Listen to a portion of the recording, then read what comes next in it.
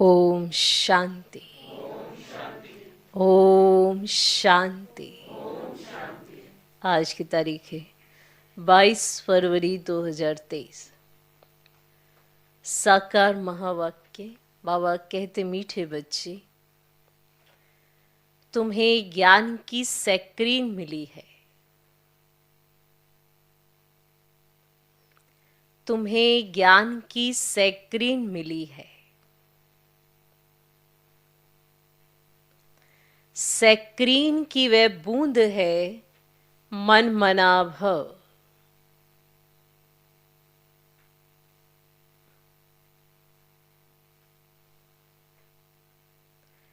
यही खुराक सबको खिलाते रहो।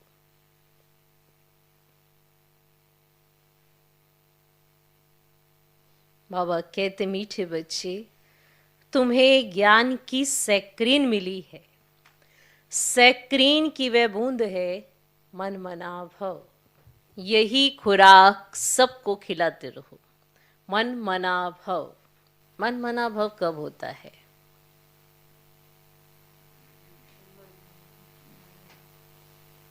हम सुनते हैं मन मना भव, मन बाबा में लगाना है, मन मना भव हो जाना है।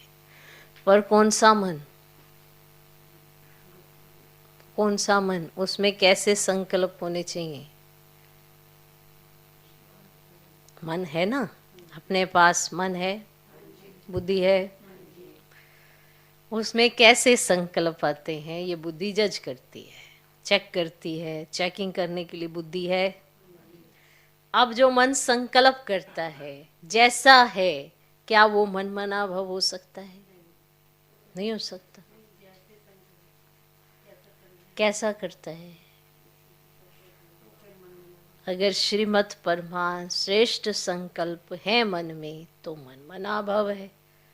अगर नहीं है तो फिर नहीं है। अब हमें मन मना भव हो रहना है। ये सैक्रीन की एक बूंद है, तो मन पर बड़ा ध्यान देने की जरूरत है। संकल्पों पर ध्यान देना बहुत जरूरी है। बीज है संकल्प। पर अगर हमारे उठते रहते हैं, चलते रहते हैं, व्यर्थ चलता जाता है, साधारण चलते हैं, तो वो मन मना भव कैसे होगा? खुराक कहाँ से आएगी? करना विचार कि जिस हिसाब का अभी मेरा मन है, जिस तरह का है, मेरा कितना कंट्रोल है उसके ऊपर, क्या मैं उसे जज कर पाती हूँ, या क्या होता है मन में जो संकल्प आते हैं वैसे ही कर लेते हैं, तो मन मना भव कैसे होगा? और अगर नहीं होगा तो फिर लास्ट मौके पर बहुत तंग हो जाएंगे, क्योंकि इसकी तो प्रैक्टिस चाहिए। बिना प्रैक्टिस के कुछ नहीं होता। प्रैक्टिस होती तभी तो फाइनल रिजल्ट अच्छा निकलता है ना। ये तुक्का तो है नहीं, या ऐसे ही तो ठगी तो है नहीं कि लग जाएगा लास्ट में। तो मन, तो बाबा कहते, मीठे बच्चे, तुम्हें ज्ञान की सैक्रीन मिली है। सैक्रीन की वह बूंद है, मन मना भव। यही खुराक सबको खिलाते रहो। आज का प्रश्न, सच्ची सच्ची खुश खैराफत कौन सी है? सच्ची सच्ची खुश खैराफत कौन सी है? तुम्हें सबकी कौन सी रूहानी खातिरी करनी है? तुम्हें सबकी कौन सी रूहानी खातिरी करनी है? सच्ची सच्ची खुश खैराफत कौन सी है? तुम्हें सबकी कौन सी रूहानी खातिरी करनी है? उत्तर, हर एक को बाप का परिचय देना, यही है सच्ची सच्ची खुश खैराफत।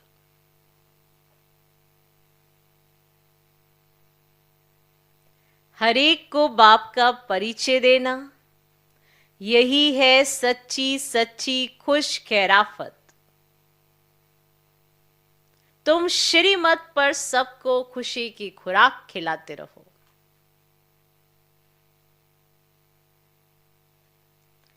बेहद के बाप द्वारा जीवन मुक्ति की खुराक जो तुम्हें मिली है वह सबको देते चलो। अतीन्द्रिय सुख में रह सबको ज्ञान योग की फर्स्ट क्लास खुराक खिलाना। अतीन्द्रिय सुख में रह सबको ज्ञान योग की फर्स्ट क्लास खुराक खिलाना, यही सबसे अच्छी रूहानी खातिरी है। सच्ची सच्ची खुश खैराफत कौन सी है? तुम्हें सबकी कौन सी रूहानी खातिरी करनी है? उत्तर, हर एक को बाप का परिचय देना, यही है सच्ची सच्ची खुश खैराफत। तुम श्रीमत पर सबको खुशी की खुराक खिलाते रहो। बेहद के बाप द्वारा जीवन मुक्ति की खुराक जो तुम्हें मिली है वह सबको देखते चलो। अतीन्द्रिय सुख में रह सबको ज्ञान योग की फर्स्ट क्लास खुराक खिलाना, यही सबसे अच्छी रूहानी खातिरी है। क्लियर? कैसे खातिरी करनी है? कौन सी खातिरी करनी है? कौन सी खुश खैराफत है? तो क्लियर? ओम शांति। ज्ञान का तीसरा नेत्र देने वाला रूहानी बाप बैठ रूहानी बच्चों को समझाते हैं। ज्ञान का तीसरा नेत्र सिवाय बाप की ओर कोई दे नहीं सकता। अभी तुम बच्चों को ज्ञान का तीसरा नेत्र मिला है। अभी तुम जानते हो कि ये पुरानी दुनिया बदलने वाली है। बेचारे मनुष्य नहीं जानते कि कौन बदलाने वाला है और कैसे बदलाते हैं, क्योंकि उनका ज्ञान का तीसरा नेत्र ही नहीं है। तुम बच्चों को अभी ज्ञान का तीसरा नेत्र मिला है, जिससे तुम सृष्टि के आदि मध्य अंत को जान गए हो। यह है ज्ञान की सैक्रीन। सैक्रीन का एक बूंद भी कितना मीठा होता है ना? सैक्रीन बहुत मीठी होती है। ज्ञान का भी एक ही अक्षर है, मन मना भव। सभी से कितना मीठा है। अपने को आत्मा समझ और बाप को याद करो। बाप शांति धाम और सुखधाम का रास्ता बता रहे हैं। बाप आए हैं बच्चों को स्वर्ग का वर्षा देने, तो बच्चों को कितनी खुशी रहनी चाहिए। कहते भी हैं खुशी जैसी खुराक नहीं। जो सदैव खुशी मौज में रहते हैं उनके लिए वह जैसे खुराक होती है। 21 जन्म मौज में रहने की यह जबरदस्त खुराक है। ये खुराक सदैव एक दो को खिलाते रहो। एक दो की जबरदस्त खातिरी यह करनी है। ऐसी खातिरी और कोई मनुष्य की कर ना सके। तुम बच्चे श्रीमत पर सभी की रूहानी खातिरी करते हो। सच्ची सच्ची खुश खैराफत भी यह है किसको बाप का परिचय देना। मीठे बच्चे जानते हैं बेहद के बाप द्वारा हमको जीवन मुक्ति की खुराक मिलती है। सतयुग में भारत जीवन मुक्त था, पावन था। बाप बहुत बड़ी ऊंची खुराक देते हैं। तब तो गायन है, अतीन्द्रिय सुख पूछना हो तो गोप गोपियों से पूछो।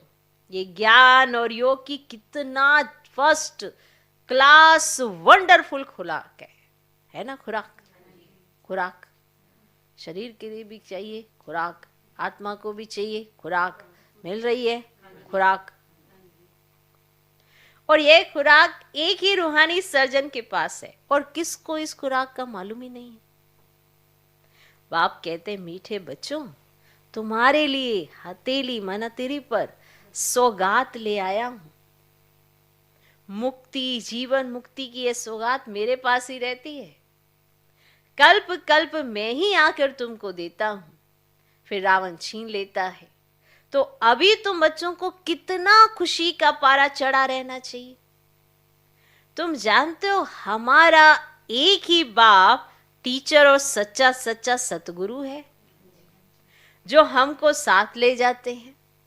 मोस्ट बिलवर्ड बाप से विश्व की बादशाही मिलती है, ये कम बात है क्या? तो सदैव हर्षित रहना चाहिए। Worldly student life is the best, ये अभी का ही गायन है ना। फिर नई दुनिया में भी तुम सदैव खुशियां मनाते रहेंगे। दुनिया नहीं जानती कि सच्ची सच्ची खुशियां कब मनाई जाएंगी। मनुष्यों को तो सत्य का ज्ञान ही नहीं है, तो यहां ही मनाते रहते हैं। परंतु इस पुरानी तमोप्रधान दुनिया में खुशी कहां से आई? यहां तो त्राही त्राही करते रहते हैं। कितना दुख की दुनिया है। बाप तुम बच्चों को कितना सहज रास्ता बताते हैं। गृहस्थ व्यवहार में रहते कमल फूल समान रहो, धंधा धोरी आदि करते भी मुझे याद करते रहो। जैसे आशिक माशूक होते हैं, वह तो एक दो को याद करते रहते हैं, वह उनका आशिक, वह उनका माशूक होता है। अब यहाँ ये बात नहीं है, यहाँ तो तुम सभी एक माशूक के जन्म जन्मांतर से आशिक रहते हो। तो बाप कभी तुम्हारा आशिक नहीं बनता है, तुम उस माशूक से मिलने के लिए याद करते आए हो। जब दुख जास्ती होता है तो जास्ती सिमरन होता है। तो गायन भी है ना, दुख में सिमरन सब करें और सुख में करे ना कोई। तो इस समय बाप भी सर्वशक्तिवान है, तो दिन प्रतिदिन माया भी सर्वशक्तिवान तमो प्रदान होती जाती है। इसीलिए अब बाप कहते मीठे बच्चे देही अभिमानी बनो, अपने को आत्मा समझ मुझ बाप को याद करो और साथ साथ दैवी गुण भी धारण करो, तो तुम ऐसे बन जाएंगे लक्ष्मी नारायण जैसे। इस पढ़ाई में मुख्य बात है ही याद की। याद अच्छी, धारणा अच्छी, स्थिति अच्छी, गुण अच्छे। तो ऊंचे ते ऊंचे बाप को बहुत प्यार स्नेह से याद करना चाहिए। वह ऊंच ते ऊंच बाप ही नई दुनिया स्थापन करने वाला है। तो बाप कहते मैं आया हूं तुम बच्चों को विश्व का मालिक बनाने, इसलिए अब मुझे याद करो तो तुम्हारे अनेक जन्मों के पाप कट जाए। पतित पावन बाप कहते तुम बहुत पतित बन गए हो, इसीलिए अब तुम मुझे याद करो तो तुम पावन बन और पावन दुनिया का मालिक बन जाएंगे। पतित पावन बाप को ही तो बुलाते हैं ना। अब बाप आए हैं तो जरूर पावन बनना पड़े ना। तो बाप दुख हरता सुख करता है। बरोबर सतयुग में पावन दुनिया थी तो सभी सुखी थे। अब बाप फिर से कहते हैं बच्चे शांति धाम और सुख धाम को याद करते रहो। अभी है संगम युग, खेवैया तुमको इस पार से उस पार ले जाते हैं। तो नैया कोई एक नहीं, सारी दुनिया जैसे एक बड़ा जहाज है, उनको पार ले जाते हैं। तो मीठे बच्चों को कितनी खुशियां होनी चाहिए, होनी चाहिए। तुम्हारे लिए तो सदैव खुशी खुशी है। बेअद का बाप हमको पढ़ा रहे हैं। वाह, ये तो कब न सुना न पढ़ा। भगवान वाच मैं तुम रूहानी बच्चों को राजयोग सिखला रहा हूं, तो पूरी रीति सीखना चाहिए। भगवान सिखाए तो आधा अधूरा सीखना है। हाँ, मैंने सीख लिया ऐसा तो नहीं। अब भगवान सिखाए तो अच्छी रीति सीखना चाहिए ना। धारणा करनी चाहिए, पूरी रीति पढ़ना चाहिए। पढ़ाई में नंबरवार तो सदैव होते ही हैं। अपने को देखना चाहिए, मैं उत्तम हूँ, मध्यम हूँ व कनिष्ठ हूँ। बाप कहते अपने को देखो, मैं ऊंच पद पाने के लायक हूँ।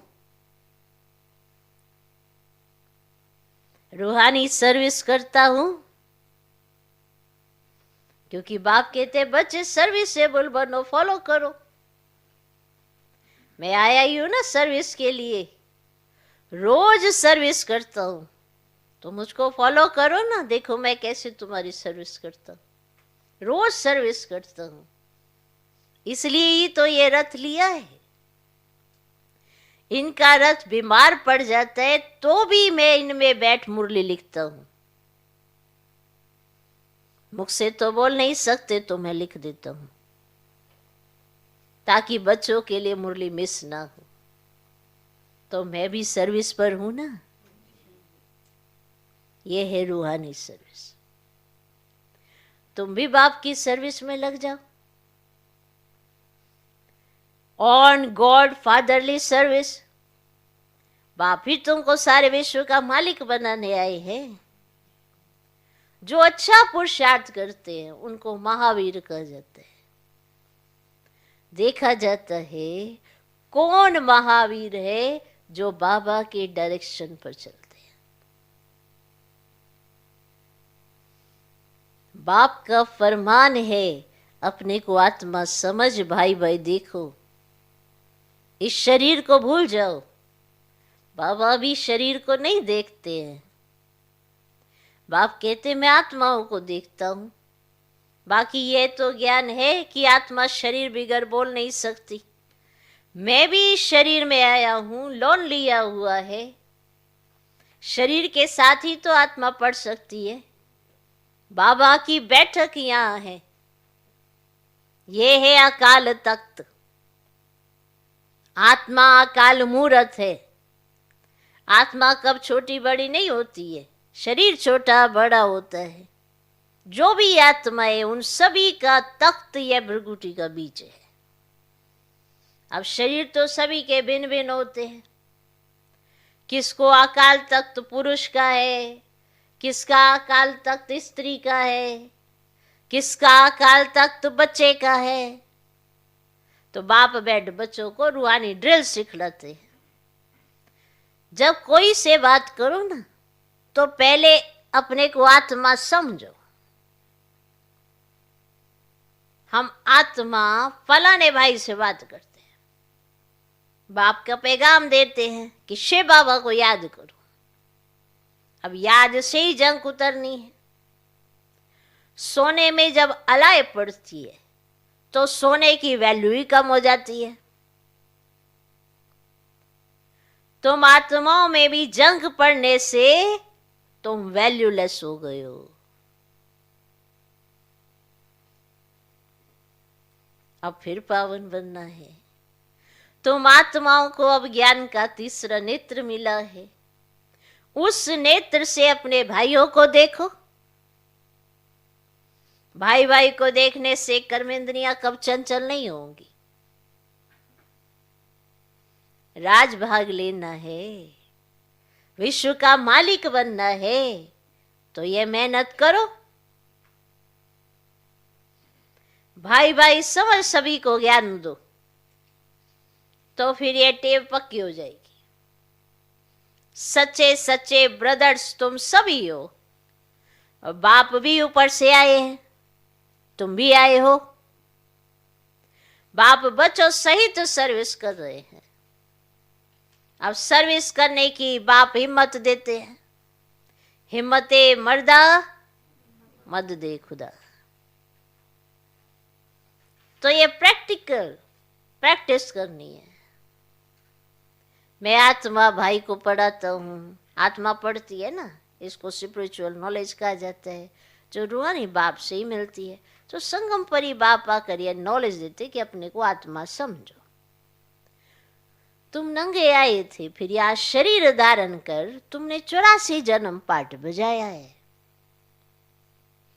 आत्मा शरीर के बगैर ही आती है ना, ऊपर से नीचे। शरीर नीचे लेती है, फिर शरीर छोड़ती है, फिर जाती दूसरे शरीर में। ऐसे पाठ बजाए। अब फिर वापस चलना है। इसीलिए अपने को आत्मा समझ भाई भाई की दृष्टि से देखना है। ये मेहनत करनी है, अपनी मेहनत करनी है।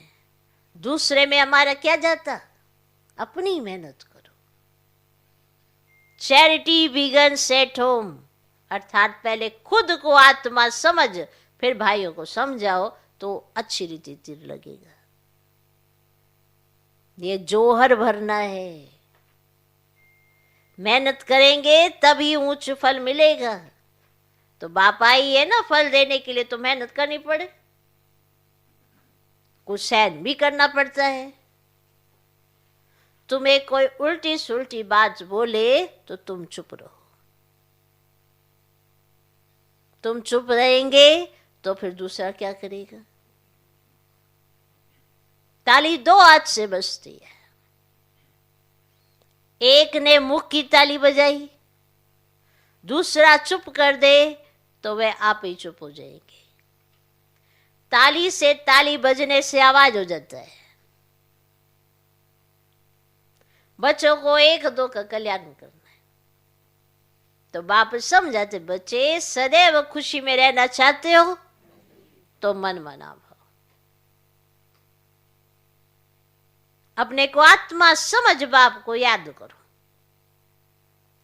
भाइयों माना आत्माओं तरफ देखो, भाइयों को ये नॉलेज दो।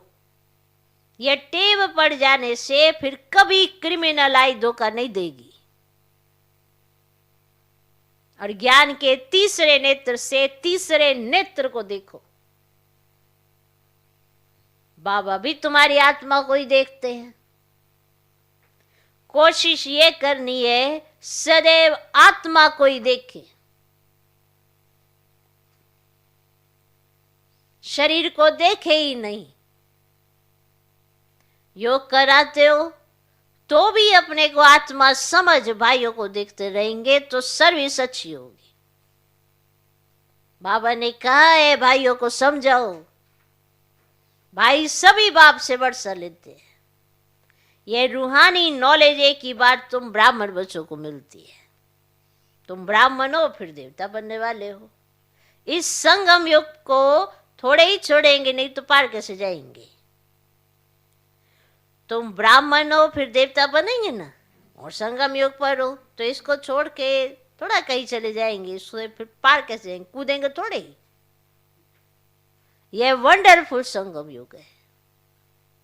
तो बच्चों को रूहानी यात्रा पर रहने की टेव डालनी है, तुम्हारे ही फायदे की बात है। तो बाप की शिक्षा भाइयों को देनी है। तो बाप कहते मैं तुम बच्चों को ज्ञान दे रहा हूं, मैं तुम आत्माओं को ज्ञान दे रहा हूं ना, तो आत्मा को ही देखता हूं। मनुष्य मनुष्य से बात करेगा तो उनके मुख को देखेगा ना, और तुम आत्मा से बात करते हो तो आत्मा को ही देखना है। मनुष्य मनुष्य को देखेगा, उसका मुख देखेगा, और तुम आत्माओं से बात करते हो तो तुम्हें कहाँ देखना है? आत्मा को ही देखना है। तो बस शरीर द्वारा ज्ञान देते हो, परंतु इसमें शरीर का भान तोड़ना होता है। तुम्हारी आत्मा समझती है परमात्मा बाप हमको ज्ञान दे रहे हैं, तो बाप भी कहते हैं आत्माओं को देखता हूं, आत्माएं भी कहती हम परमात्मा बाप को देख रहे हैं, उनसे नॉलेज ले रहे हैं। तो इसको कहा जाता है स्पिरिचुअल ज्ञान की लेन देन, आत्मा की आत्मा के साथ। आत्मा में ही ज्ञान है तो आत्मा को ही ज्ञान देना है। यह जैसे जौहर है, और तुम्हारे ज्ञान में ये जौहर भर जाएगा तो किसको भी समझाने से झट तीर लग जाएगा।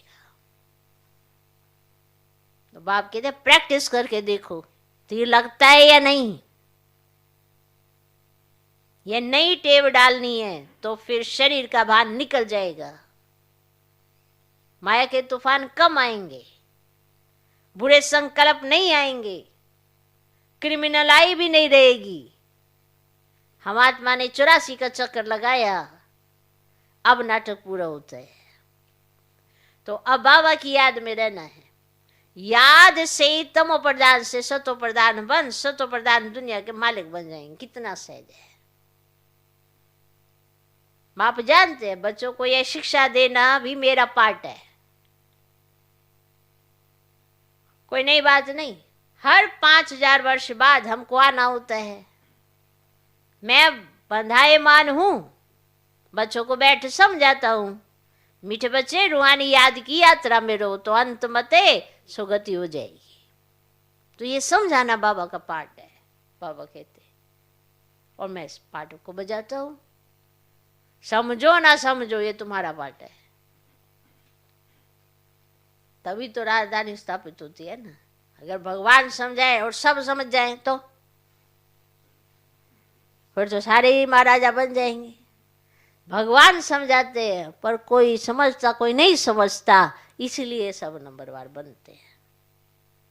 भगवान ने नहीं कहा कि तुम ना समझो, वो तो समझाते ही सबको अच्छे से अच्छा है, पर समझना या नहीं समझना ये तुम्हारे पर निर्भर करता है, क्योंकि ये तुम्हारा कर्म है।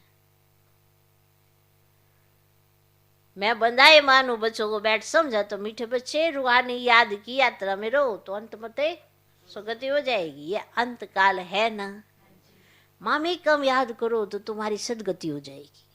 तुम्हारी याद की यात्रा से माया भाग जाएगी, तुम्हें संकल्प नहीं आएंगे बुरे, स्थिति अच्छी हो जाएगी, और ये जो पाया है मन पिल्लर है ये मजबूत हो जाएगा।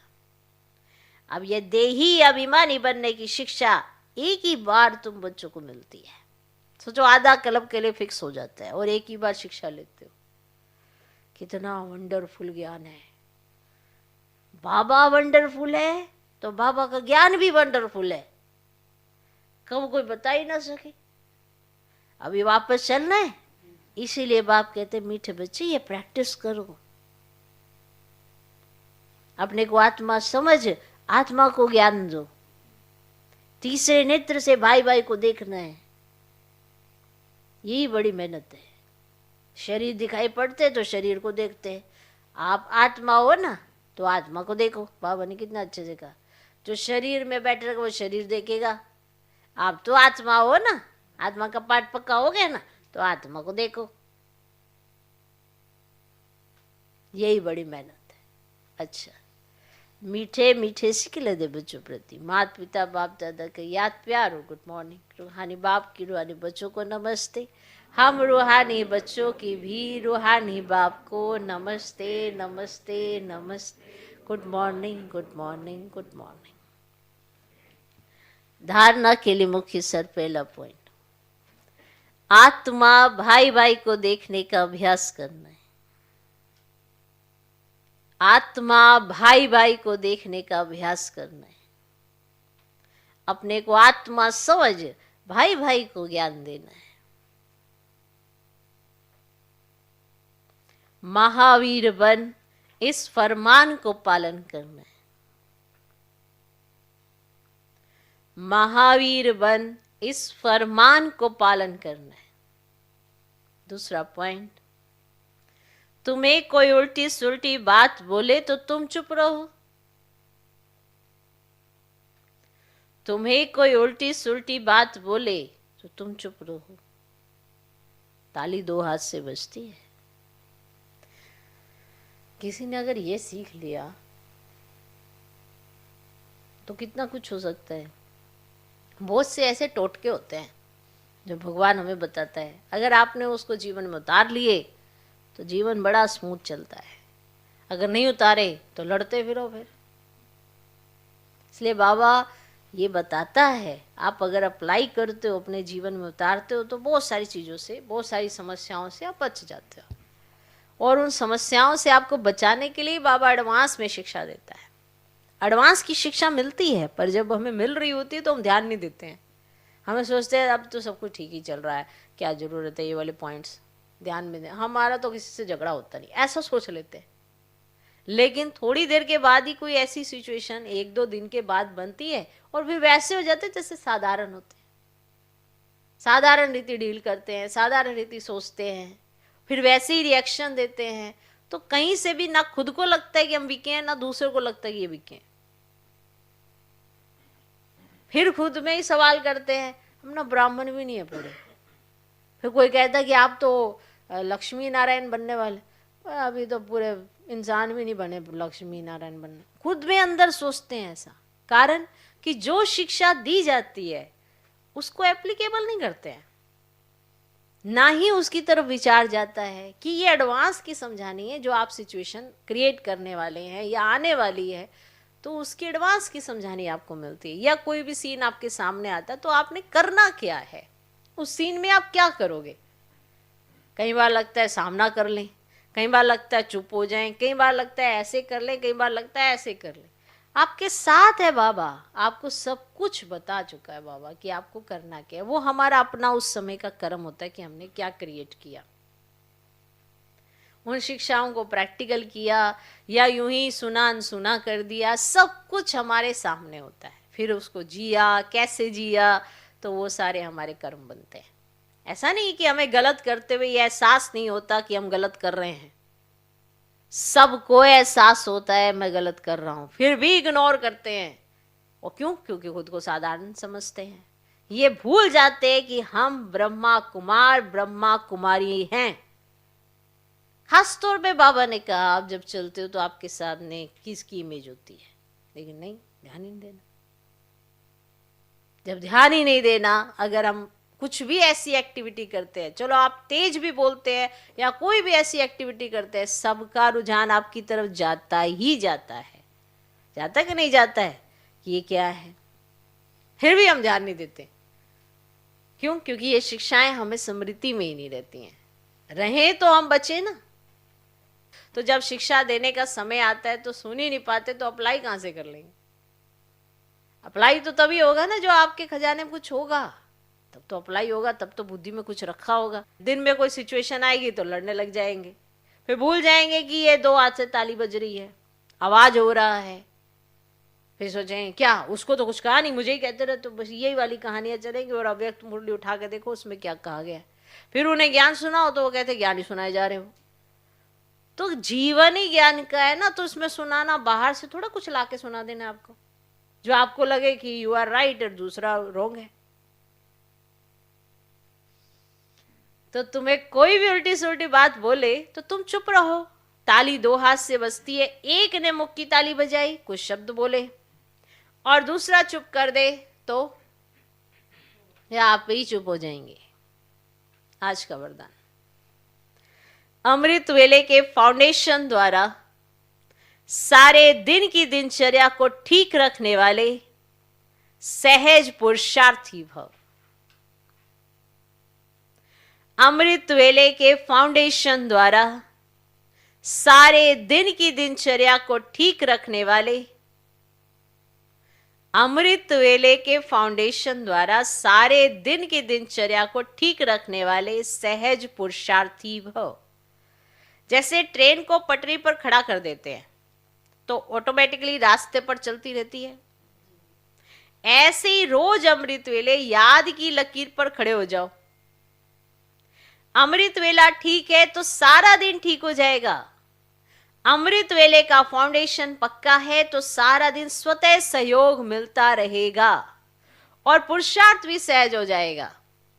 जो सदा बाप की याद और श्रीमत की लकीर के अंदर रहने वाली ऐसी सच्ची सीताएं हैं, उनके नस नस में एक राम की स्मृति का आवाज रहता है। नस नस में एक राम की स्मृति का आवाज, ये नहीं कि के अंदर से राम राम राम ऐसे मुख से आवाज निकलेगा। स्मृति का माना हर सेकंड हर समय उनको उनकी स्मृति रहती है, माना उसके साथ वो कंबाइंड रहते हैं। तो राम की स्मृति का आवाज माना हर सेकंड वो राम के साथ कंबाइंड है। आज का स्लोगन, बाबा की मदद को कैच करना है तो बुद्धि को एकाग्र कर लो।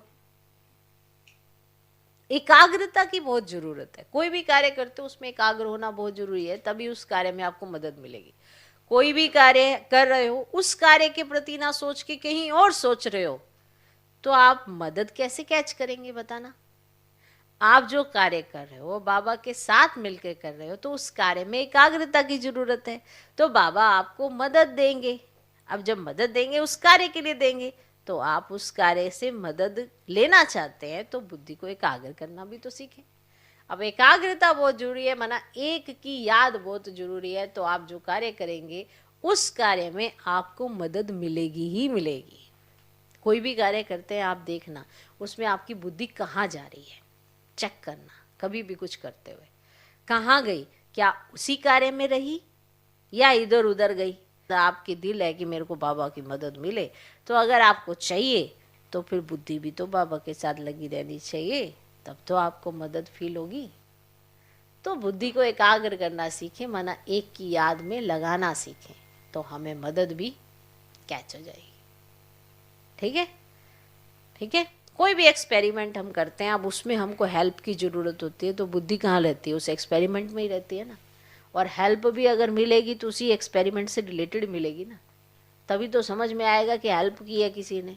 और प्रोजेक्ट ये सामने कोई और मदद किसी और की मिले तो फिर ऐसे तो नहीं होता। तो बाबा भी यही चाहते हैं कि आप बुद्धि को करें एकाग्र, मेरे साथ हो जाए कंबाइंड, फिर तुम्हें मदद भी कैच होने लगी और तुम्हें महसूसता होगी कि बाबा की मदद देखो कैसे मिल रही है, कैसे आपको बाबा उड़ा रहा है, आपको कैसे लाइट माइट रख रहा है। देखो ये लाइट माइट बहुत ज़रूरत होती है कोई भी कार्य करने के लिए। एक तो हल्का रहना, एक वैसे दूसरी लाइट की भी ज़रूरत होती है कोई भी कार्य करने के लिए, और शक्ति भी चाहिए। अगर शरीर में शक्ति ही नहीं होगी तो कार्य कैसे करेंगे?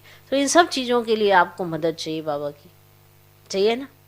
तो बुद्धि को एकाग्र करें, बाबा में लगाएं, कंबाइंड हो जाएं और आपका कार्य सफल।